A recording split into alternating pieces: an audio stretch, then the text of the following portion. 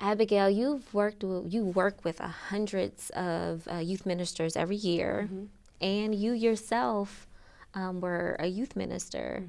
I'm just wondering if you have a story or some type of concrete experience you could share with us where you've actually seen this work to nurture awe in our youth. Well, I think some of the best catechesis that we do around awe and wonder and transcendence is the accidental catechesis. Right. So, for example, I remember fresh out of seminary going into a congregational context, associate pastor, doing youth ministry.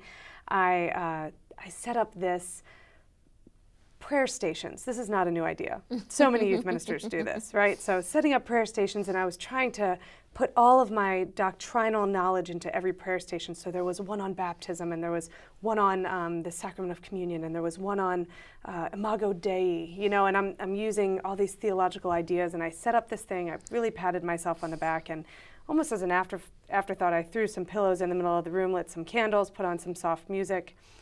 And the kids came in, they moved through the stations as quickly as humanly possible. And then they found themselves on these pillows.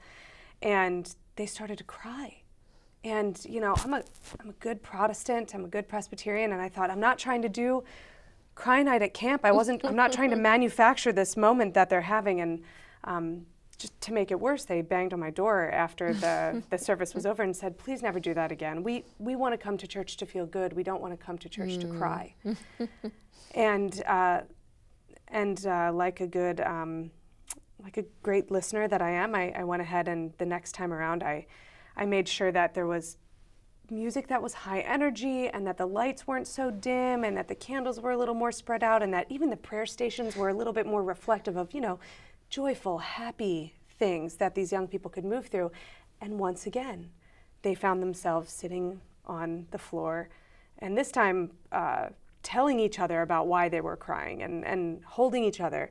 And I think the banging on my door afterwards, same thing.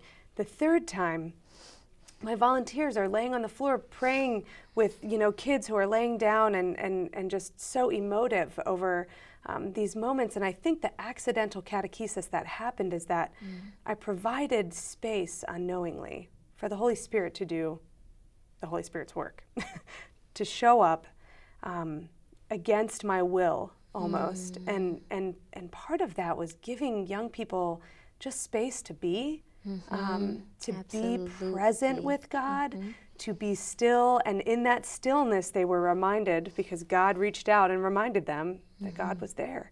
And it started with tears, and it turned into prayer, and it turned into moments of reflection weeks later, when they were again yelling at me for creating those spaces. And I was able to ask, well, what were those tears, and why were you crying? And we moved from I don't know to, this is what's going on in my life. That's what's going on in my life. And we were able to uncover God at work in their lives. And so I think the best work that we can do as youth ministers is to maybe the first time around listen when those young people are banging down our doors, and listen for what God is doing, even in our resistance.